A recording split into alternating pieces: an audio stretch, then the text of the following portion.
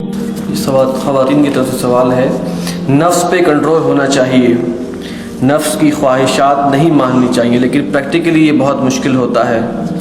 عقل مان بھی لے تب بھی عمل میں کچھ باتیں نہیں آتی، ایسی مشکل میں کیا کیا جائے؟ میرا اشارہ کسی خاص واقعے کی طرف نہیں ہے بلکہ روٹین لائف کے بارے میں ہے۔ دیکھیے، نفس کو قابو میں کرنے کے لیے عقل نہیں ہے، ایمان درکار ہے۔ عقل والا تو ہو سکتا ہے کوئی شخص بڑا عاقل ہو، بڑا فلسفی ہو، اور پھر بھی وہ انتہائی گناہ گار ہو۔ وہ عقل علیحدہ ہے، وہ سوچ علیحدہ ہوتی ہے، اور انسان کا جو ہے وہ کردار بالکل علیحدہ چیز ہے۔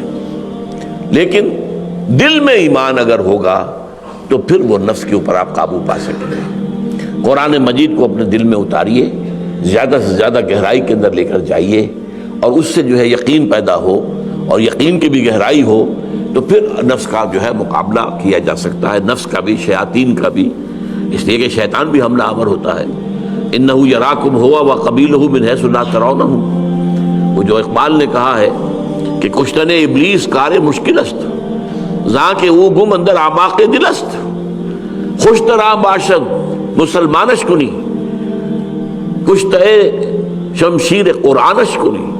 اب یہ دو اشعار کے اندر اصل میں دو حدیثوں کو علامہ اقبال نے سمو دیا ہے، حیران کن بات ہے۔ حضور نے فرمایا ان الشیطان یجری من الانسان مجری الدم، شیطان تو انسان کے وجود میں ایسے سرایت کر جاتا ہے جیسے خون۔ اب ظاہر بات ہے کہ ایسی چیز کو کیسے ختم کریں گے آپ جانتے ہیں کینسر اگر سارے جسم میں پھیل چکا ہے تو کیا کریں گے؟ کہاں کہاں کاٹیں گے؟ کس کس کو علیحدہ کریں گے؟ اب لا علاج ہو گیا، اس لیے وہ تو پھیل گیا۔ لوکلائز ہے تو ٹھیک ہے، وقت کے اوپر آپ کو تشخیص ہو گئی، آپ نے آپریشن کروا لیا، پھر کچھ ریڈیشن کروا لی کہ آس پاس اگر کوئی تھوڑا سا اثر پھیلا ہو تو اس کا بھی جو ہے سندِ باب ہو جائے، لیکن وہ پھیل چکا ہے جسم کے اندر، بہت سے اعضاء کے اندر، تو کس کس کو کاٹیں گے؟ تو کشتن ابلیس کار مشکل است، ابلیس کو مار دینا، کشتن مار دینا، گربہ کشتن روز اول جیسے کہتے ہیں کہ بلی کو پہلے دن مار دینا چاہیے، تو اسی طریقے سے ابلیس کو مارنا آسان کام نہیں ہے، اس لیے کہ وہ تو انسان کے دل کی گہرائیوں میں چلا جاتا ہے۔ خون کہاں جاتا ہے؟ سارے جسم کا خون پھر دل میں جاتا ہے کہ نہیں جاتا ہے؟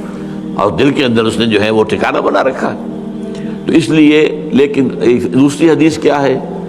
آپ نے فرمایا ہر شخص کے ساتھ ایک شیطان ہوتا ہے۔ تو کسی صحابی نے ہمت کر کے پوچھ لیا حضور کیا آپ کے ساتھ بھی؟ ہاں ہے میرے ساتھ بھی، لیکن میں نے اسے مسلمان بنا لیا ہے۔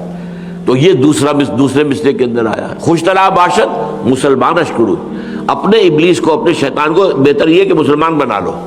اور مسلمان کیسے بنے گا؟ کشتہ شمشیر قرآنش کنی، قرآن کی شمشیر سے اس کو ختم کرو۔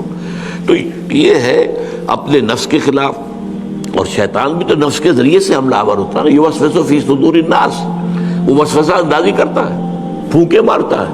حدیث میں آتا ہے کہ وہ اپنی تھوتنی جو ہے انسان کے دل پر رکھ کر پھونکے مارتا ہے تاکہ اس کے اندر سے وہ گناہ کے اثرات پیدا ہوں اور گناہ کے جذبات پیدا ہوں۔ جب انسان لا حول ولا قوت پڑھتا ہے بھاگ جاتا ہے وہ، تو خناس اسی لیے کہا ہے، وہ حملہ آور ہوتا ہے پھر پیچھے بھی ہٹ جاتا ہے۔ تو اس کے لیے یہ ہے کہ قرآن کے ذریعے سے ایمان کو گہرا کیا جائے۔